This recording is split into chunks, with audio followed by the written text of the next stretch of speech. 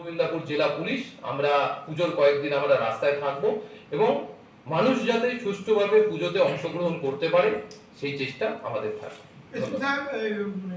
দীঘা মন্দারমণিতে আমরা যেটা পুজোর অ্যারেঞ্জমেন্ট তো থাকছি, যেমন প্রত্যেকটা থানায় আমরা পুজোর অ্যারেঞ্জমেন্ট করছি। এছাড়া আমি বলছি যে দীঘা এবং মন্দারমণিতে ফোকাস করেই একটা পিঙ্ক মোবাইল পেট্রোলিং আলাদা করে শুধু দীঘা মন্দারমণির জন্যই চলছে।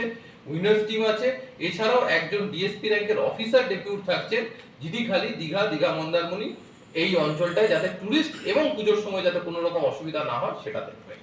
স্যার একটা নাম্বার পিঙ্ক মোবাইল যখন পেট্রোলিং হচ্ছে, আমাদের যে ওমেন হেল্পলাইন নাম্বারটা আছে, ওমেন হেল্পলাইন নাম্বারটা সব জায়গায় দেওয়া হচ্ছে। যারা পিঙ্ক মোবাইল পেট্রোলিং করছে সেই নম্বরটা তারা দিচ্ছেন।